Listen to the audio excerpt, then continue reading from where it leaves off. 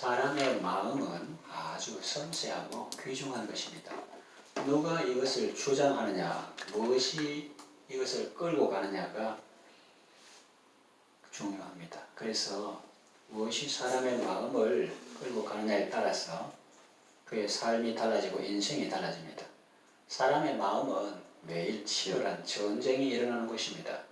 우리는 그 현장을 로마서 7장 21절에서 24절 말씀을 통해서 볼 수 있습니다. 거기 기록되기를 그러므로 내가 한 법을 깨달았노니 그 선을 행하기 원하는 나에게 악이 함께 있는 것이로다. 내 속사람으로는 하나님의 법을 즐거워하되 내 지체 속에서 한 다른 법이 내 마음의 법과 싸워 내 지체 속에 있는 죄의 법으로 나를 사로잡는 것을 보는도다. 오호라 나는 곤고한 사람이로다. 이 사망의 몸에서 누가 나를 건져내야. 그렇게 기록했습니다. 이 치열한 영적 전쟁의 싸움터에서 승리하면 신앙생활을 잘 할 수 있고 건강하고 복된 삶을 살 수 있습니다. 그러나 여기서 패배하면 신앙생활을 제대로 할 수 없고 사탄의 종노릇하는 삶을 살 수밖에 없습니다. 자, 그렇다면 우리는 어떻게 이 전쟁에서 승리할 수 있을까요? 본문 말씀을 살펴보면서 함께 은혜를 받겠습니다. 첫째는 부정적인 것들에게 여러분 마음의 자리를 결코 내주지 마십시오. 부정적인 것들은 어떤 것들입니까? 의심과 불신, 원망과 불평, 분노와 미움, 비난의 영들입니다. 또한 그런 생각들입니다. 이런 것들은 우리 몸의 암과 같습니다. 암세포는 다른 지체를 생각하지 않습니다. 암세포는 독식합니다. 혈액이 잘 순환하지 못하게 하고 기가 잘 돌지 못하게 합니다. 우리가 알지 못하는 사이에 들어가서 온몸에 전이 되고 퍼져서 결국은 죽게 합니다. 그처럼 원망, 불평, 분노, 미움, 비난은 우리 삶에 숨어들어와 우리의 삶을 파괴합니다. 일단 들어오면 내보내기 어렵습니다. 그것이 들어올 때 나 나쁜 놈이요 죽여주시오 하면서 들어오는 것이 아닙니다. 나의 탈을 쓰고 들어옵니다. 양의 탈을 쓴 늑대처럼 나인 것이 나의 탈을 쓰고 들어오기 때문에 깨어 기도하지 않으면 분간하기 어렵습니다. 그것이 참나인 줄 알고 그 말에 속아 인생 망친 사람 많습니다. 그러니 처음부터 아예 들어오지 못하게 막는 것이 최선의 방책입니다. 사람이 왜 병이 들까요? 왜 우울증에 걸리고 암에 걸리는지 아십니까? 여러 가지 이유를 말하겠지만 근본 원인은 하나입니다. 유전자가 변질되었기 때문입니다. 일반 병원에서는 증세 치료만 하지 원인 치료를 하지 못합니다. 예컨대 물이 바닥에 흥건하면 그거를 마대로 닦고 마른 걸레로 흡수해서 물을 짜고 그렇게 한다고 되는 것이 아니고 물이 바닥에 흥건하면 걸레로 닦는다고 근본적으로 그 문제가 해결되는 것이 아니라 그 수도꼭지를 수리하고 노후 배관을 교체해야 되죠. 병의 원인을 치료하는 것은 변질된 유전자를 회복시켜주는 것입니다. 예를 들어볼까요? 사람의 몸에는 암세포가 매일 생성됩니다.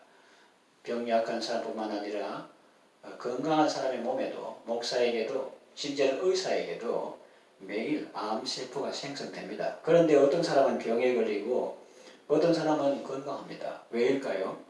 병에 걸리는 사람은 암세포를 죽이는 기능을 하는 세포들이 NK세포라고 하죠. 그 킬러 세포들이 활성화되지 않기 때문입니다. 커지지 않기 때문입니다. 켜지지, 불 들어오듯이 켜지지 않기 때문입니다. 작동하지 않기 때문입니다. 사탄이 들어오면 사망파가 나옵니다. 의심하고 불신하고 원망하고 불평하고 비난하면 뇌에서 알파파가 나오는 것이 아니라 베타파가 나옵니다. 좋은 파동이 안 나오고 안 좋은 파동이 나옵니다. 그러면 면역력이 급격하게 감퇴됩니다. 그러면 암세포를 죽이는 세포가 제 기능을 못하기 때문에 암에 걸리게 되는 것입니다. 반대로 하나님을 믿고 기도하며 감사하며 기뻐하고 사랑하는 삶을 살면 생명파가 나옵니다. 그것이 우리 몸에 잠든 기능을 깨워줍니다.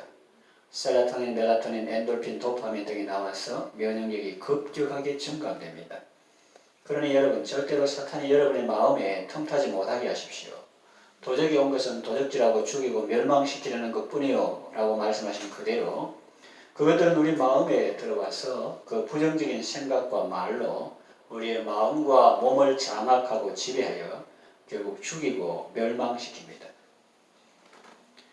귀신 들린 사람은 참 불쌍합니다. 무속인들도 마찬가지입니다. 남들은 신통하다고 난리인데 정작 본인은 귀신병 들렸다고 하면서 죽을 지경입니다.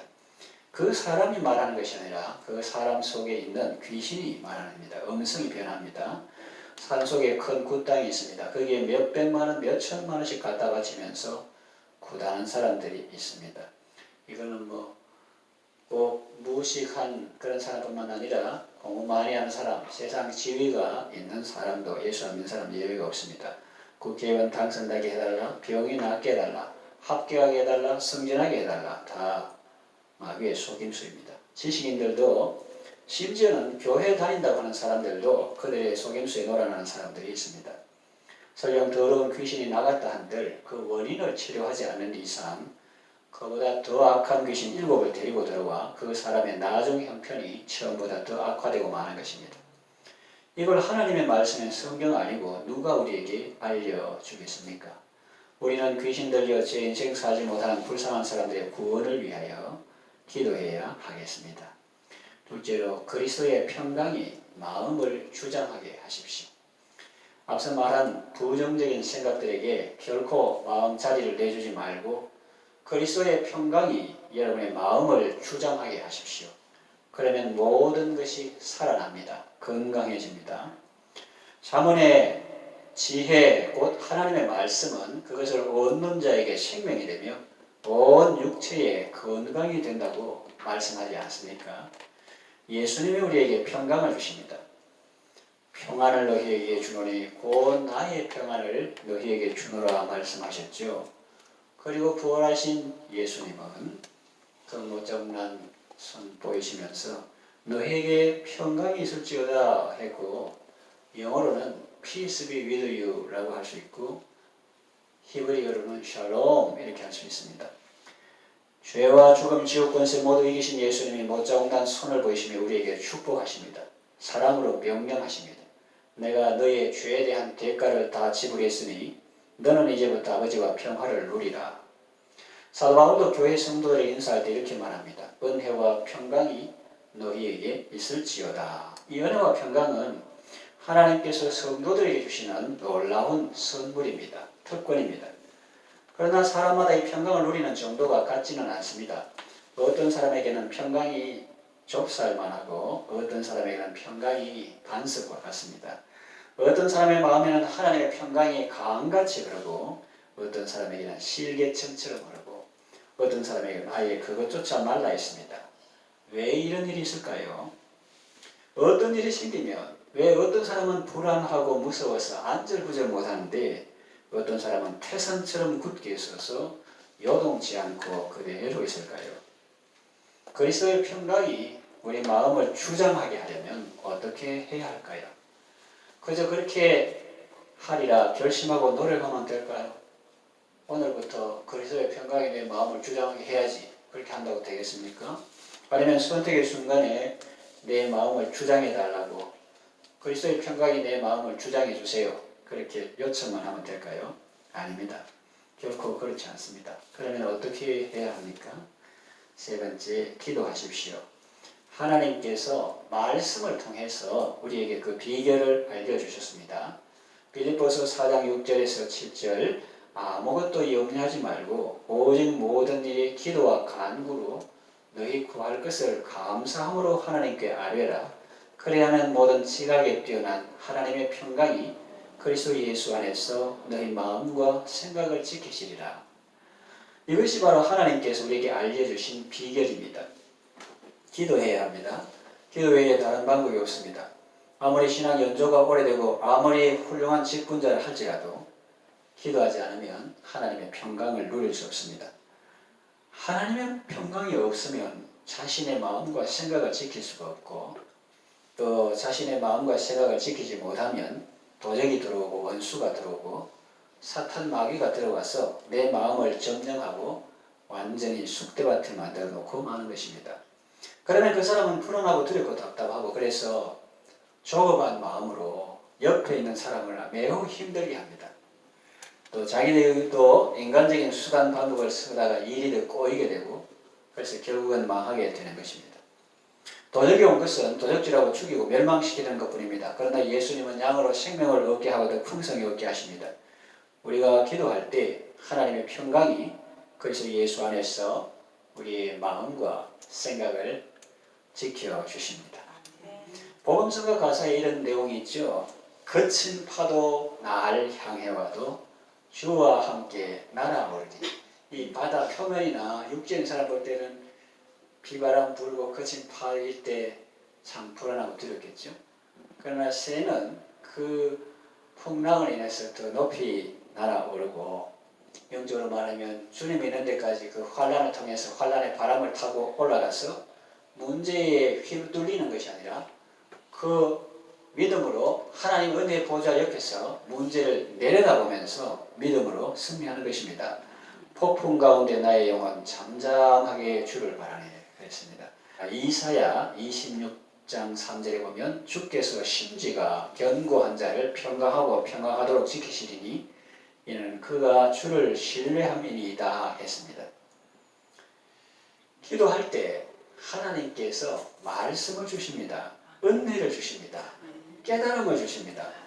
하나님께서 우리가 기도할 때 우리의 영혼을 높은 것으로 들어 올리시고 문제를 내려다보게 하십니다. 세상과 나는 간 곳 없고 구속한 주만 보게 하십니다. 온전히 주께 맡긴 내 영 사랑의 음성을 듣는 중에 천사들 왕래하는 것과 하늘의 영광 보이로다. 이것이 나의 간증이요 이것이 나의 찬송일세. 노르웨이 사람 미션 서클에 다닐 때 외국 사람 와서 부를 때 이거 특송하더라고요. This is my story, this is my song 이렇게 부르더라고요. 나 사는 동안 끊임없이 구주를 찬송하리로다. 기도할 때 승리의 삶을 살 수 있고 찬송의 삶을 살 수 있는 거예요. 기도하지 않으면 패하게 되고 패자는 말이 없습니다. 우울해지고 피폐해집니다. 승리의 삶을 살기 원하십니까? 기도하십시오. 아무것도 염려하지 말고 기도하십시오. 염려할 시간이 있거든 기도하십시오. 모든 일을 기도와 간구로 하십시오. 구할 것을 감사함으로 하나님께 아뢰십시오. 이 무슨 말입니까? 없어가 기도하는데 감사할 게 뭐가 있어요? 없어가지고 기도하는데 그렇게 생각이 쉽습니다. 그러나 아이가 태어나지 않았지만 이미 엄마의 뱃속에 있는 것처럼 현실 세계에서 하나님의 응답은 눈에 보이진 않지만 이미 하나님께서 말씀을 통해서 약속을 하셨거든요. 그래서 그걸 믿을 때 감사할 수 있는 거예요. 뭘 믿느냐? 하나님의 사랑을 믿습니다. 하나님의 능력을 믿습니다. 그리고 말씀하시는 흔치 않고 신실하게 이루시는 하나님을 믿습니다. 그러니까 없어도 구하는데 뭐가 감사할 게 있어? 이건 뭘 몰라서 하는 말이고 없어도 믿음으로 하나님께 감사함으로 아뢰 수가 있는 것입니다. 하나님의 사랑과 능력과 신실하심을 믿을 때 감사함으로 기도할 수 있습니다. 이 말씀을 전해 마칩니다. 여러분의 마음을 부정적인 것들에게 결코 내주지 마십시오. 언제나 그리스도의 평강이 여러분의 마음을 주장하게 하십시오. 기도함으로 하나님의 평강을 얻으시고 그 평강 가운데 담대하며 날마다 승리의 삶을 살아가시기를 바랍니다.